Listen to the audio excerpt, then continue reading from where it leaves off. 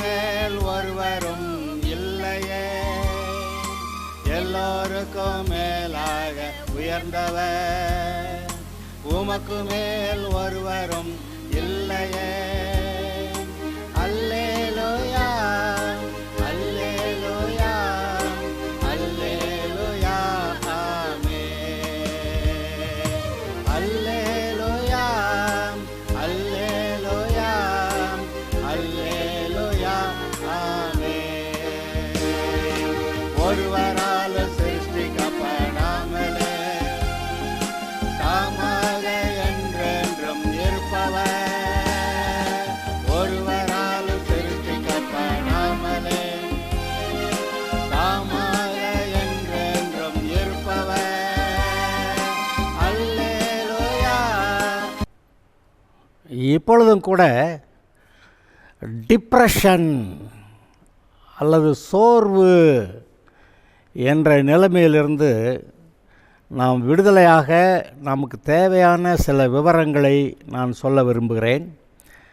Depression, இன்றைக்கு அநேகர் depression என்று சொல்லி டாக்டர்கிட்ட போய் ட்ரீட்மெண்ட்டு மருந்து வாங்கிறதெல்லாம் நம்ம எல்லாருக்கும் தெரியும். அது ஒரு சிறு அளவில் இருக்கிறாங்க. ஆனால் என்னை கேட்டால் இன்னும் கூட கொஞ்சம் அதிகமான பேர் போய் பார்க்க வேண்டியவங்க பார்க்காம இருக்கிறாங்களோன்னு கூட தோணுது. அது மெடிக்கல் லெவலில் டிப்ரெஷன்னு சொல்கிறது. ஆனால் டாக்டர்கிட்ட போகாத அளவுலேயே ஓரளவுக்கு சோர்ந்து போயிருக்கக்கூடிய ஆட்கள் நிறையா இருக்கிறாங்க. அது மனதிலே ஒரு சோர்வு. அதனால் எதையுமே செய்ய முடியாதுங்கிற நிலைமை. அது பற்றி பைபிள்லேருந்து நான் எடுத்துக்க வாசிச்சிட்றேன். நானாக சொன்னாக்கா அது கேள்விக்குறியாகலாம். ஆனால் பைபிளில் யோபு புஸ்தகத்திலிருந்து 19வது வசனத்திலிருந்து நான் சில வசனங்களை வாசிக்கிறேன். 19வது அதிகாரம் 6வது வசனம் முதல். தேவன் என்னை கவிழ்த்து தம்முடைய வலையை என்மேல் வீசினார் என்று அறியுங்கள். இதோ கொடுமை என்று கூப்பிடுகிறேன், கேட்பார் ஒருவரும் இல்லை. கூக்குரலிடுகிறேன், நியாய விசாரணை இல்லை. நான் கடந்து போகக்கூடாதபடிக்கு அவர் என் பாதையை வேலி அடைத்து என் வழிகளை இருளாக்கிவிட்டார். என்னிலிருந்த என் மகிமையை அவர் உரிந்து கொண்டு என் சிரசின் கிரீடத்தை எடுத்து போட்டார். அவர் என்னை 4 புறத்தில் நாசமாக்கினார். நான் அற்றுப்போகிறேன். என் நம்பிக்கையை ஒரு செடியைப் போல பிடுங்கி போட்டார். அவர் தமது கோபத்தை என்மேல் எரிய பண்ணினார். என்னை தம்முடைய சத்துருக்களில் ஒருவனாக எண்ணிக்கொள்ளுகிறார். அவருடைய தண்டுப்படைகள் ஏகமாய் எனக்கு விரோதமாய் தங்கள் வழியை உயர்த்தி என் கூடாரத்தை சுற்றி பாளையமிறங்கினார்கள். என் சகோதரரை என்னை விட்டு தூரப்படுத்தினார். எனக்கு அறிமுகமானவர்கள் எனக்கு அந்நியராய் போனார்கள். என் பந்து ஜனங்கள் விலகி போனார்கள். என் சிநேகிதர் என்னை மறந்து போனார்கள். என் வீட்டு ஜனங்களும் என் வேலைக்காரிகளும் என்னை அந்நியனாக எண்ணுகிறார்கள். அவர்கள் பார்வைக்கு நான் பரதேசியானேன். நான் என் வேலைக்காரனை கூப்பிடுகிற போது அவன் எனக்கு உத்தரவு கொடான். என் வாயினால் நான் அவனை கெஞ்ச வேண்டியதாயிற்று. என் சுவாசம் என் மனைவிக்கு வேறுபட்டிருக்கிறது. என் கற்பத்தின் பிள்ளைகளுக்காக பரிதபிக்கிறேன். சிறு பிள்ளைகளும் என்னை அசட்டை பண்ணுகிறார்கள். நான் எழுந்தால் அவர்கள் எனக்கு விரோதமாய் பேசுகிறார்கள். என் பிராண சிநேகிதர் எல்லாரும் என்னை வெறுக்கிறார்கள். நான் சிநேகித்தவர்கள் எனக்கு விரோதிகளானார்கள். என் எலும்புகள் என் தோளோடு என் மாம்சத்தோடு ஒட்டி கொண்டிருக்கிறது. என் பற்களை மூட கொஞ்சம் தோல் மாத்திரம் தப்பினது. என் சிநேகிதரே, நீங்கள் எனக்கு இறங்குங்கள் என்று இறங்குங்கள். தேவனுடைய கை என்னை தொட்டது. தேவனைப் போல நீங்களும் ஏன் என்னை துன்பப்படுத்துகிறீர்கள்? என் மாம்சம் பட்சிக்கப்பட்டாலும் நீங்கள் திருப்தியற்றிருக்கிறது என்ன என்று யோபு அவனுடைய புலம்பல்ல இதையெல்லாம் சொல்கிறான். என்ன சொல்கிறான்? எனக்கு பிரச்சனையாக இருக்க கூக்குடுறேன், ஒருத்த கூட கேட்க மாட்டேன்றாங்க. கர்த்தர் என்னை வழியெல்லாம் அடைச்சி போட்டார். என்னில் இருந்த மகிமையெல்லாம் எடுத்துவிட்டார். என்னுடைய நம்பிக்கையெல்லாம் ஒரு செடியை பிடுங்குற மாதிரி பிடுங்கி விட்டார். என்னை தம்முடைய சத்துருக்களில் ஒருவனாய் என்னை எண்ணிக்கொள்ளுகிறார். என்னுடைய தண்டுப்படைகள் வந்து என்னை சூழ்ந்து கொண்டு சுற்றி பாளையம் இறங்கி இருக்கிறார்கள். என் சகோதரர் என்னை விட்டு தூரப்படுத்தினார். எனக்கு அறிமுகமானவர்கள் என்னை அந்நியராய் எண்ணுகிறார்கள். என் பந்து ஜனங்கள் என்னை விட்டு விலகி போனார்கள். என் சிநேகிதர் என்னை மறந்து விட்டார்கள். என் வீட்டு ஜனங்களும் என் வேலைக்காரிகளும் என்னை அந்நியனாக எண்ணுகிறார்கள். அவர்கள் பார்வைக்கு நான் பரதேசியானேன். நான் என் வேலைக்காரனை கூப்பிடுகிற போது அவன் எனக்கு உத்தரவு கொடான். என் வாயினால் அவனை கெஞ்ச வேண்டியதாயிற்று. என் சுவாசம் என் மனைவிக்கு வேறுபட்டிருக்கிறது. என் கற்பத்தின் பிள்ளைகளுக்காக பரிதபிக்கிறேன். சிறு பிள்ளைகளையும் என்னை அசட்டை பண்ணுகிறார்கள். இது யோபுவோடைய மனநிலை. நான் நம்புகிறேன், நம்ம எல்லாருக்குமே ஒரு நேரம் இல்லாட்டி கொஞ்சம் வயது வந்தவர்கள், சிறு பிள்ளைகளை நான் சொல்லலை, ஒரு நேரம் இல்லாட்டி ஒரு நேரம் பெரிய சோர்வு நம்மை தாக்கி இருக்கிறது. சூழ்நிலைகள் எதையெல்லாம் பார்த்தாலும் அது நமக்கு எதிராக இருக்கிறது. எதுவுமே நமக்கு அனுகூலமாக இல்லை. ஏன் தேவனே என்னை வழியை அடைச்சி போட்டார், அவர் தன்னுடைய முகத்தை மறைக்கிறாரு, என்னை விளக்கினார். என்னுடைய நண்பர்களை, என்னோடய உறவினர்களை, என் வீட்டாருமே என்னை விட்டு விலகி நிற்கிறாங்க. வேலைக்காரரை கூப்பிட்டா அவன் அசட்டை பண்ணுறான். சிறு பிள்ளைகளும் என்னை மதிக்கலை. இது போன்ற மனநிலை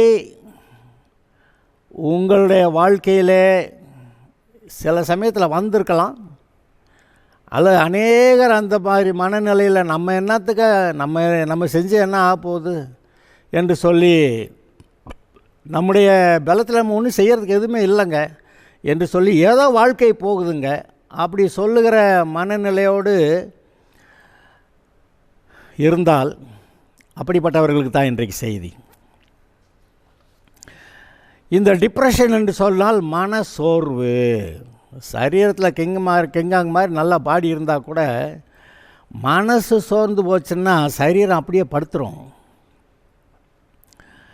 இந்த சோர்வு இருக்க ஆட்களுக்கு அந்த பொதுவாக எந்த சந்தோஷமும் இல்லை. ஆனால் நம்ம கேட்குறது பரிசுத்த ஆவியினால் உண்டாகிற சந்தோஷம் தானே. ரட்சிக்கப்பட்டிருக்கிறோம், ஆனால் பரிசுத்த ஆவியினால் உண்டாகிற சந்தோஷம் எனக்கு இல்லை. அப்புறம் நம்ம இருந்து என்ன செய்ய போகிறோம், என்னத்தை தான் சாதிக்க போகிறோம், ஒன்றும் சாதிக்க போகிறது ஒன்றும் இல்லை. அதனால் அங்கே இருக்கிறதே கூட எதுக்கு அப்படிங்கிற நிலைமை. அப்புறம் நம்ம எதாவது நல்லதாக செய்யலாம்னு நினச்சா அது செய்கிறதெல்லாம் வீணாக முடிந்து விடுகிறது. எதை செஞ்சாலும் இந்த ஒரு காரியத்தை செஞ்சிடலாமான்னு பார்த்தா அது தோல்வியில் முடியுது. நாம் எதையும் செய்ய முடியாதபடிக்கு ஏதோ கட்டப்பட்டிருக்கிறது போல் தெரியுதுங்க. ஒரு இனர்ஷியா, நகரவே முடியலைங்க அப்படிங்கிற ஒரு உணர்வு. அப்புறம் நம்ம என்ன செஞ்சால் என்ன பிரயோஜனம் அப்படின்னு ஒரு யோசனை. இப்படி உயிரோடு இருக்கிறதே எனக்கு பாரமாக இருக்குது. நான் இருக்கிறேன், ஆனால் நான் இருக்கிறது எனக்கே பாரமாக இருக்குது அப்படிங்கிற ஒரு மனநிலை. கர்த்தர் நம்மோட கூட இல்லை அப்படிங்கிறத நினச்சாவே எவ்வளோ தனிமை உணர்வு. அவர் தம்முடைய முகத்தை மறைத்து கொண்டார். கர்த்தர் உதவி செய்யவில்லை. கர்த்தர் உதவி செய்யலைன்னா பரத்திலிருந்து கொடுக்கப்படாவிட்டால் யார் என்னத்தை பெற முடியும்? கர்த்தரே உதவி செய்யலை, அவர் ஒதுங்கி நிற்கிறாரு. இப்போ தான் நமக்கு தெரியுது, என் தேவனே என் தேவனே ஏன் என்னை கைவிட்டீர்னு சொல்லி இயேசு சிலுவையிலிருந்து கதறிய அந்த நிலையில் அவருடைய மனநிலை எப்படி இருந்திருக்கும்னு நீங்கள் கொஞ்சம் அப்படி யோசித்து பார்க்கலாம். கர்த்தர் என்னை பற்றி சந்தோஷமாக இல்லை, அவர் என்னை உண்மையாகவே கைவிட்டார். நான் என்னென்னமோ ட்ரை பண்ணி பார்த்தேன், அவர் திரும்ப என்கிட்ட வரல, என்னை கைவிட்டுட்டார், இன்னுமே நான் பிழைக்கிறதுக்கு வாய்ப்பே இல்லை. கர்த்தரே கைவிட்ட ஒரு பாடு, அப்புறம் அவனை என்ன செய்கிறது? எவ்வளவு ஜெபம் பண்ணாலும் ஜெபங்கள் வீணாக இருக்கிறது. சிலருடைய விசுவாசிகள் சிலருடைய வாழ்க்கையில் இப்படி, நான் எவ்வளவு போராடி ஜெபம் பண்ணேன், உபவாசித்து ஜெபம் பண்ணேன், கண்ணீரோடு ஜெபம் பண்ணேன், பாவாரிக்கையெல்லாம் பண்ணினேன், மனம் திரும்புகிறேன்னு சொன்னேன், ஆனாலும் கர்த்தரை காணோம். ஜபங்கள் அவ்வளவும் வீணாகி போயிற்று. அப்படி ஒரு மனநிலை. வருங்காலத்தை பார்த்தால் என்னத்தை செய்ய போகிறேன், என்னத்தை சாதிக்க போகிறேன், ஒரு நம்பிக்கையும் இல்லை. வருங்காலத்தை பற்றி ஒரு நம்பிக்கையும் இல்லை. அந்த நீதிமொழிகள் புஸ்தகம் 31 10வது வசனத்திலிருந்து அந்த வர்ச்சுவஸ் உமன் அந்த ஸ்திரியை பற்றி சொல்லும்போது, அவள் வருங்காலங்களை பற்றி மகிழுகிறாள் அப்படின்னு அங்கே ஒரு வார்த்தை வருது. வருங்காலங்களை பற்றி மகிழுகிறாள்னு. இங்கே இவன் நிலைமை வருங்காலத்தை பற்றி எந்த நம்பிக்கை, என்ன நம்பிக்கை? எனக்கு சுகமும் இல்லை, மனதிலையும் சுகம் இல்லை, சந்தோஷம் இல்லை, எல்லா ஜனங்களும் விலகி நிற்கிறாங்க, நண்பர்கள் உறவினர்கள் எல்லாம் என்னை தள்ளி நிற்கிறாங்க, என் கூட இருந்தவங்களே என்னை மதிக்கலை, மனைவியுடைய சுவாசம் எனக்கு வேறுபட்டது, சிறு பிள்ளைகள்லாம் என்னை கேலி பண்ணுறாங்க, வேலைக்காரர்கள் என்னை அசட்டை பண்ணுறாங்க, நான் போய் என் வேலைக்காரனை கெஞ்ச வேண்டியதாயிருச்சு, அப்படியெல்லாம் சொல்கிறான். பார்த்தீங்களா? எல்லாம் முடிந்து விட்டது, ஆனால் நான் இன்னும் உயிரோடு இருக்கனே, எல்லாம் இன்னுமே ஒன்றும் செய்யறதுக்கு இல்லை, ஆனால் இன்னும் நான் உயிரோடு இருக்கனே, நான் இல்லாமல் போயிருந்தால் நல்லாயிருக்கும்.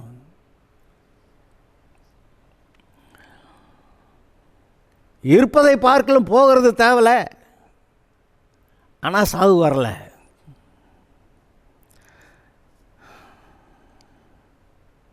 நான் இதுவரைக்கும் செஞ்ச எந்த காரியத்திலையும் தேவன் என் மேலே பிரியமாக இருக்கலை. இந்த மனநிலை பாருங்கள். அந்த சோர்வு, மனச்சோர்வு, டிப்ரெஷன் இருக்கிறவங்களுக்கு இந்த மாதிரி எண்ணங்கள் அவங்க மனதை அப்படியே பிடித்திருக்கும். அவர் என்னை தள்ளிவிட்டார், rejection, he has rejected me. ஏதோ வேலைக்கு அப்ளிகேஷன் போட்டேன், அந்த அப்ளிகேஷனை ரிஜெக்ட் பண்ணிட்டாங்க அப்படின்ற மாதிரி கர்த்தர் என்னை ரிஜெக்ட் பண்ணிட்டார். பரலோகம் போகணா, பரலோகம் போயிடுவேன், ஆனாலும் என்ன ஆனாலும்னு ஒரு கேள்வி. ஒருவேளை இதுக்கு மேலே என்ன பரலோகம் போயிட்டா கூட போதுங்க. சிலர் அட்லீஸ்ட் இந்த பரலோகத்தில் ஒரு மூலையிலையாவது என்னைய வச்சுக்கோங்க, நான் ஒன்றும் பெரிய சாதிக்கிற கெட்டிக்காரலாம் இல்லை, பரலோகத்தில் கொண்டு போயிருங்க, அந்த மூலையில் ஏதாவது ஒரு இடத்துல என்னை வச்சுக்கோங்க ஆண்டவரே, என்னை நரகத்தில் விட்றாதீங்க, எப்படியாவது பரலோகத்தில் கொண்டு வந்து சேர்த்துருங்க அப்படின்னு இப்படியெல்லாம் புலம்புகிற ஒரு மனநிலை. இதை இப்படியெல்லாம் புலம்பிக்கிட்டு இருக்கிறவங்க பேச்சை நம்ம கேட்டால் நமக்கு டிப்ரெஷன் வந்துடும். அது அவங்க நிலைமை அவ்வளவு மோசமான தரம் தாழ்ந்த ஒரு மனநிலை, ஒரு பெரிய துக்கத்தோட கண்ணீர் விட்டு அழுகக்கூட எனக்கு தைரிய பலன் இல்லை அப்படின்னு சொல்கிற அளவில், அழுகவும் பலன் இல்லை, ஜெபம் பண்ணவும் பலன் இல்லை, எதையும் செய்கிறதுக்கே எனக்கு சத்து இல்லை, நான் கூட முடியல, ஏதோ ஒரு விதத்தில் கட்டப்பட்டிருக்கிறேன், என்னால் ஒன்றும் செய்ய முடியலை, நான் இருந்தாலும் கூட அது எனக்கே பாரமாக இருக்குது, அப்புறம் என் வீட்டு ஆட்கள் என்னை கவனிக்கிறவங்களுக்கெல்லாம் நான் பாரமாக தானே இருக்கிறேன். இதெல்லாம் நினைத்து பார்க்கும்போது நான் செய்கிற வேலையில் ஒன்றும் எனக்கு பலன் இல்லை, நம்ம ஒன்று சொன்னால் யாராவது என்னத்தையாவது செஞ்சுக்கிட்டு இருக்கிறாங்க, என்னத்துக்கு இருக்கணும் அப்படிங்கிற இந்த மனநிலை தான் அந்த டிப்ரெஷன், சோர்வில் இருக்கிறவர்களுக்கு இருக்கக்கூடியது. இப்போ நான் சொன்னதெல்லாம் சாதாரணமாக விசுவாசிகளே தங்களுடைய வாழ்க்கையில் அனுபவிக்கக்கூடிய சில காரியங்களை சொன்னேன். ஆனால் இதை விட கொஞ்சம் ஹையர் லெவலில் பார்த்திங்கன்னா மெடிக்கலாக டாக்டர்கிட்ட போய் ட்ரீட்மெண்ட்டுக்கு எடுக்கணுங்கிற அளவுக்கு என்ன மாதிரி இருக்கும். அப்புறம் டாக்டர் ஏதோ மருந்தை கொடுத்து மாத்திரை கொடுத்து தூங்க போட்டு அப்படியே கொஞ்சம் அந்த தீவிரமாக வேலை பார்க்குற இந்த மாதிரி ஒன்று வேஸ்ட்டுன்னு சொல்கிற அந்த மனநிலையை கொஞ்சம் டிப்ரெஸ் பண்ணுற மாதிரி வச்சு அது கொஞ்சம் தூங்க போட்டால் கொஞ்சம் நல்லா ஆகும், அதுக்கேற்ற மருந்துகளும் கொடுப்பாங்க. அப்போ இந்த மெடிக்கலாக டிப்ரெஷனுங்கிற அந்த ஸ்டேஜில் இல்லாமல் நம்ம விசுவாசிகளுக்குள்ளே நிறைய பேர் இந்த சோர்ந்து போய் இருக்கக்கூடிய விசுவாசிகள், சர்ச்சில் வந்தால் எல்லோரும் பாடுவோம் அப்படின்னா சும்மா அப்படியே நிற்பா. அப்போ பாடி என்ன பண்ணுறது? அப்படி ஒரு மனநிலை. கர்த்தருடைய சமூகத்தில் ஆர்ப்பரிப்போட கர்த்தரை ஸ்தோத்திரியுங்கள் அப்படின்னு சொன்னால் அவங்க மட்டும் அப்படியே நிற்பாங்க. ஏன்னா அவங்களுக்கு குறை சொல்லலை, ஏன்னா அவங்க மனநிலை அப்படி இருக்குது. அதிலிருந்து வெளியே வர முடியல. அந்த வெளியே வர முடியாத அந்த நிலைமையில் சரி கர்த்தர்ட்ட வர்றான், நிற்கிறான், சர்ச்சில் இருக்கிறான், ஸ்தோத்திரம் எந்திரிச்சு நிற்க சொல்கிறாங்க, நிற்கிறான். பாடணும், பாட வரமாட்டேங்குது, ஸ்தோத்திரம் ஆண்டவரேன்னு சொல்லிட்டு நிற்கிறேன் அப்படின்றவங்க இருக்கிறாங்க. இந்த நிலைமையிலே இருந்து வெளியே வருவதற்கு நாம் என்ன செய்ய வேண்டும் என்பதை பற்றி நான் இப்போ ஒரு சில வசனங்களை சொல்கிறேன். சரி, இப்படி உண்மையிலேயே சோர்வடைந்து போன இன்னொரு மனுஷன் பைபிளில் இருக்கிறான். அவன் யாருன்னு கேட்டால் வேறு ஒருத்தரும் இல்லை, நம்ம ஆபிரகாம் தான். அவன் 75 வயதான போது அவனை கர்த்தர் அழைத்து அவனோட ஊர் தேசத்து ஜனங்கள் எல்லாரையும் விட்டு கூப்பிட்டுட்டு போய், நான் சொல்கிற இடத்துக்கு வா, நான் உன்னை ஆசீர்வதிப்பேன், உன்னுடைய சந்ததி பிள்ளை இல்லாதவன்ட்ட உனக்கு பிள்ளையை கொடுப்பேன், சந்ததியை ஆசீர்வதிப்பேன், இந்த தேசம் முழுசையும் அவன் சந்ததி கொடுப்பேன் அப்படியெல்லாம் சொன்னார். ஆகாயத்து நட்சத்திரங்கள் போல், கடற்கரை மணலை போல் உன் சந்ததி இப்படி பெருகி இருக்கும், ராஜாக்கள்லாம் உன்னுடைய சந்ததியில் வருவாங்க, உன்னை ஐஸ்வர்யமுள்ளவனாக ஆக்குவேன், நீ தேசத்தில் உயர்ந்திருப்ப, உன்னுடைய சந்ததி மூலமாக உலகெங்கும் ஆசீர்வதிக்கப்படும் அப்படியெல்லாம் பேசினார். கடைசியில் அது வரைக்கும் அப்படி பேசிக்கிட்டே வந்தார். கடைசியில் என்ன பண்ணிட்டான்? ஸ்தோத்திராண்டவரே, சரீரம் பலன் இல்லாமல் போச்சு, நான் கொஞ்சம் தெம்பு இருக்கிறப்பவே நான் வந்தேன் மாட்டேங்க, நீர் கூப்பிட்டீர் வந்தேன், எனக்கு அப்பவும் பிள்ளை இல்லை, அப்போயாவது பிள்ளையை பெற்றுக்கலான்னு ஒரு நம்பிக்கையாவது இருந்துச்சு. இப்போ இந்த சரீரமும் பலனற்று போச்சு, சாராளுடைய கற்பமும் பலனற்று போச்சு, என்ன நம்பிக்கை இருக்கிறது? ஒரு நம்பிக்கையும் இல்லை. இந்த வள்ளலாம் கர்த்தர் வேறு நான் உன்னை ஆசீர்வதிக்கிறேன்றாரு, பிள்ளையை கொடுக்குறேன்றாரு, இவ்வளோ நாளாக சொன்னார், 24 வருஷமாக சொல்லியிருக்கிறாரு, உன்னை ஆசீர்வதிப்பேன், பிள்ளையை கொடுப்பேன், உனக்கு இந்த சந்ததியை உண்டாக்குவேன், கிறிஸ்துவே உன்னிடத்தில் வர பண்ணுவேன், அவர் மூலமாக பூமியில் இருக்க சகல ஜாதிகளும் ஆசீர்வதிக்க என்னென்னமோ சொன்னாருங்க. ஆனால் ஒன்றும் நடக்கலைங்க. ஏன்? இப்போ நான் பேசுகிற வார்த்தைகள்லாம் ஏறக்குறைய உங்களுடைய மனநிலையை, அநேகருடைய மனநிலையை தொடுதோ? நம்ம மனசை அப்படியே இந்த ஆள் சொல்கிறாரு அப்படி உங்களுக்கு தோணுதோ? இது ஒன்றும் பெரிய வினோதம் இல்லை. எல்லா விசுவாசிகளுடைய வாழ்க்கையிலையும் ஒரு நேரத்தில் வரக்கூடிய ஒரு காரியம்தான். அப்படி நேரத்தில் நாம் சோர்ந்து போகாமல், இயேசுவே ஒரு இடத்துல சொல்கிறாரு பார்த்தீங்களா, நாம் சோர்ந்து போகாமல் ஜெபம் பண்ண வேண்டும் அப்படின்னு இயேசு ஒரு இடத்துல சொன்னாரா? அப்படின்னா என்ன அர்த்தம்? சோர்ந்து போகிற மனநிலை இருக்குது, ஆனாலும் விடாத. சோர்ந்து போகிறான் ஆனால் விடாதேங்கிறார். சோர்ந்து போகாமல் எப்பொழுது ஜெபம் பண்ண வேண்டும் என்பதை குறித்து சொல்கிறப்ப அவர் ஒரு தேவனை மதியாத, மற்ற மனுஷனை மதியாத அப்படி ஒரு ராஜாவை பற்றி கதை சொல்லிவிட்டு அவங்க கூட இந்த ஸ்திரீக்கு ஏதாவது செஞ்சு தொலைப்போம்னு சொல்லி நீதி செஞ்சான் அப்படின்னு சொல்கிறார். அப்படி நீதி செஞ்சான். அதுபோல் கர்த்தர் இப்படி பொல்லாத கர்த்தரை நம்பாதவனு, பூமியை மனுஷரை மதிக்காதவனுமா இருக்கிற இவனே அந்த ஸ்திரீக்கு நன்மை செஞ்சுருந்தான்னாக்க அப்போ கர்த்தர் உங்களுக்கு செய்கிறது அதிகம் அல்லவா? அப்படி கேட்டுட்டு கர்த்தர் சோர்ந்து போகாமல் எப்பொழுதும் ஜெபம் பண்ணணுங்கிறாரு. ஆனால் இந்த சோர்வு ஒரு பெரிய கட்டு. ஒரு விதத்தில் பார்த்தா நீங்கள் அந்த யோனாவோடைய மனநிலையை நீங்கள் ஏற்கனவே பார்க்கலாம். யோனா தீர்க்கதரிசி அவன் என்ன சொல்கிறான்? இந்த வாசிக்கிறேன். யோனாவில் என் நெருக்கத்தில் நான் கர்த்தரை நோக்கி கூப்பிட்டேன், அவர் எனக்கு உத்தரவு அருளினார், நான் பாதாளத்தின் வயிற்றிலிருந்து கூக்குரலிட்டேன். எங்கே போயிட்டான்? பாதாளத்தின் வயிற்றில். சமுத்திரத்தின் நடுமையமாகிய ஆழத்திலே நீர் என்னை தள்ளிவிட்டீர், நீரோட்டம் என்னை சூழ்ந்து கொண்டது, உம்முடைய வெள்ளங்களும் அலைகளும் எல்லாம் என்மேல் புரண்டது. நான் உமது கண்களுக்கு எதிரே இராதபடிக்கு தள்ளப்பட்டேன், ஆகிலும் இன்னமும் உம்முடைய பரிசுத்த ஆலயத்தை நோக்குவேன் என்றேன். தண்ணீர்கள் பிராணபரியந்தம் என்னை நெருக்கினது, ஆழி என்னை சூழ்ந்தது, கடற்பாசி என் தலையை சுற்றி கொண்டது, பர்வதங்களின் அடிவாரங்கள் பரியந்தமும் இறங்கினேன், பூமியின் தாழ்பாள்கள் என்றென்றைக்கும் என்னை அடைக்கிறதா இருக்கிறது. என் ஆத்மா என்னில் தொய்ந்து போகையில் அப்படி சொல்கிறான். இப்போதும் யோனாவுடைய மனநிலையை பாருங்கள், தப்பதுக்கு வழியே இல்லைன்னு. ஆனால் அவன் செய்த காரியம்தான் இப்பேற்பட்ட டிப்ரெஷன், இப்பேற்பட்ட சோர்வு, இப்பேற்பட்ட ஆபத்து, அழிந்தோம், செத்தோம், பாதாளத்தில் போயிட்டேன், பூமியின் கதவுகள்லாம் என்னை மூடுகிறதா இருக்கிறது, நான் பிழைக்க வழி இல்லை அப்படின்னு, என்னத்துக்கும் பிரயோஜனம் இல்லை அப்படி நினைக்கிற ஒரு நிலைமையில் அவன் செய்த காரியம்தான் நம்மை ஒரு விடுதலைக்குள் கொண்டு வருகிறதா இருக்கும். அந்த ஆபிரகாமை பற்றி சொன்னேன், இவ்வளவு நாளாக சொல்லிக்கிட்டே வந்தார், பிள்ளை இல்லை, சரீரமும் செத்து போச்சு, சாராளுடைய கற்பமும் செத்து போச்சு. அது அவனுடைய மனநிலை.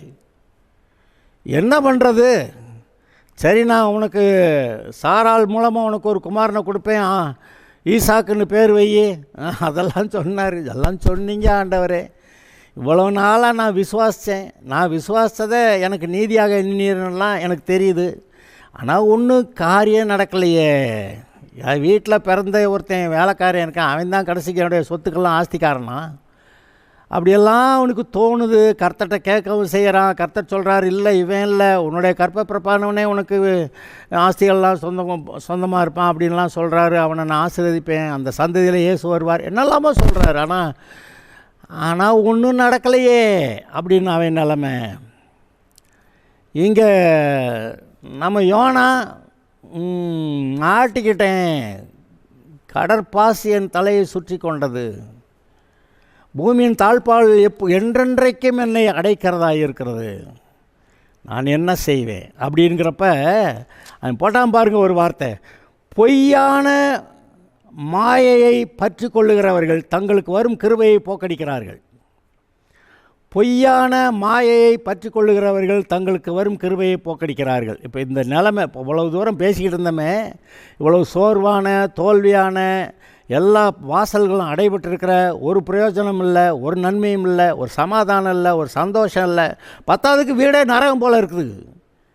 என்ன செய்கிறது அப்படிங்கிற, நான் எது செஞ்சாலும் தப்பாக முடிஞ்சிருது, செய்கிறதெல்லாம் நஷ்டத்தில் போய் முடியுது, அப்புறம் ஏன்டா அதை செஞ்சவன் நம்ம புலம்புறது தான் அதிகமாகுது. இப்போ ஏற்பட்ட நிலைமையில் இவ்வளோ தான் ஓடி வந்தாலும் சொல்கிறான், இவ்வளவு இப்படிப்பட்ட மனநிலை எல்லாமே பொய்யான மாயை அப்படின்னு யோனா சொல்லிவிட்டான்.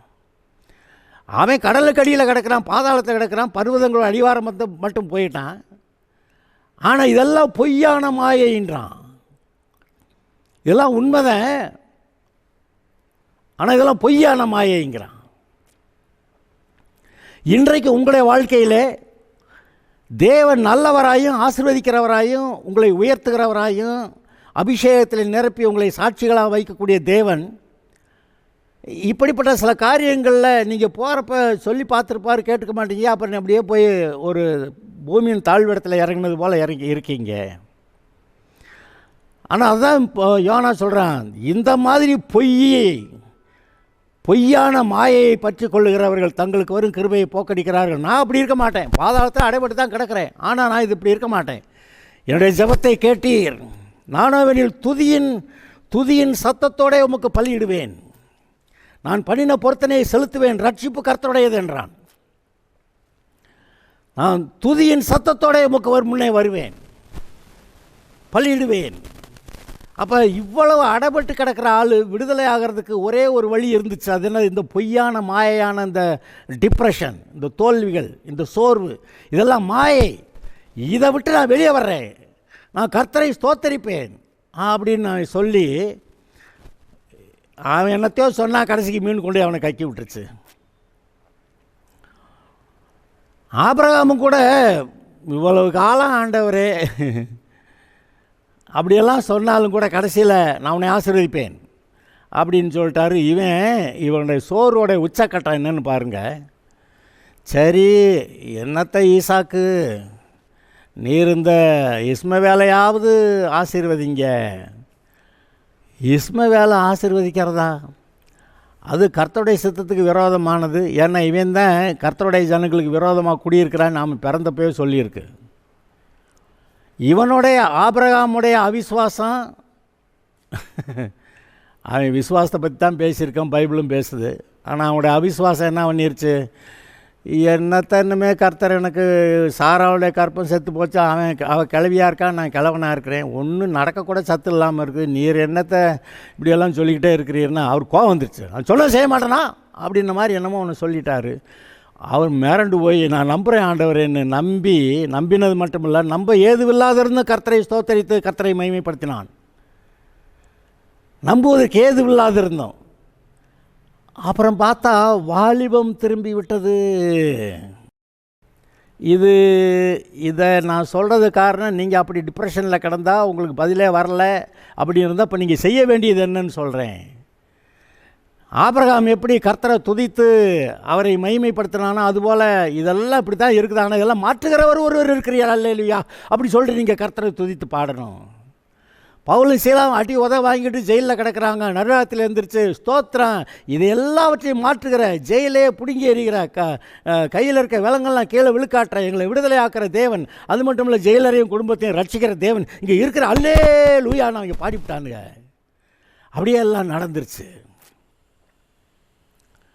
அப்போ இதெல்லாம் நம்ம சில எடுத்துக்காட்டுகளாக வச்சுக்கிட்டு நம்ம பார்க்கலாம். இன்றைக்கு நம்முடைய டிப்ரெஷன், நம்முடைய சோர்வு, மனப்பாரம் நம்மை போட்டு அழுத்துகிறது, நம்ம எழுந்திருக்க முடியல, நகர முடியல, எதுவுமே எந்த ஒரு நல்ல காரியத்தையும் செய்ய முடியல.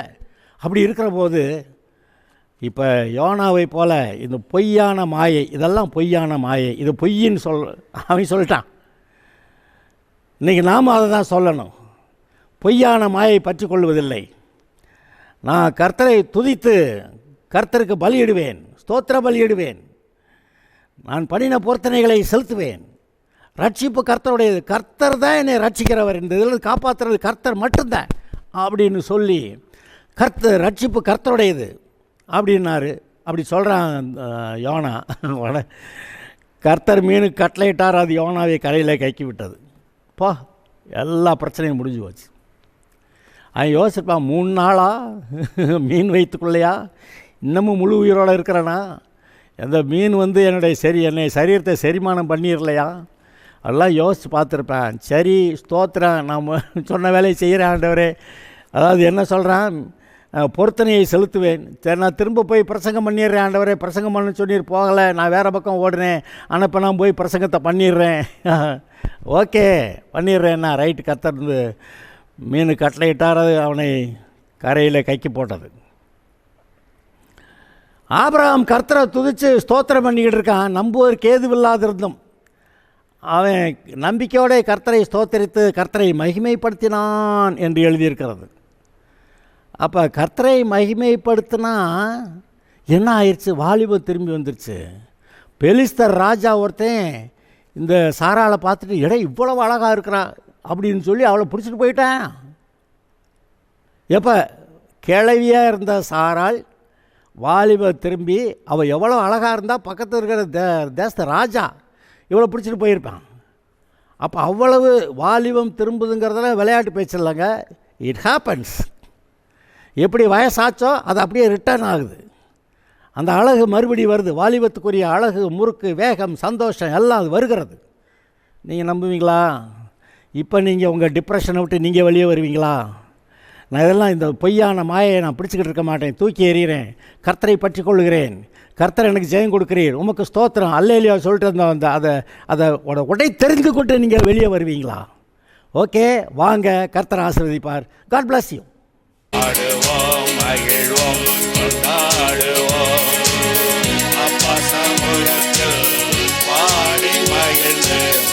உயர் நீக்கம் மருத்துவரே, என் துதிக்கு பாத்திரரே, உயர் நீக்கும் மருத்துவரே, என் துதிக்கு பாத்திரரே, பலனெல்லாம் நீர்தானையா, என் பலனெல்லாம் நீர்தானையா, என் பிரியமும் நீர்தானையா, என் பிரியமும் நீர்தானையா.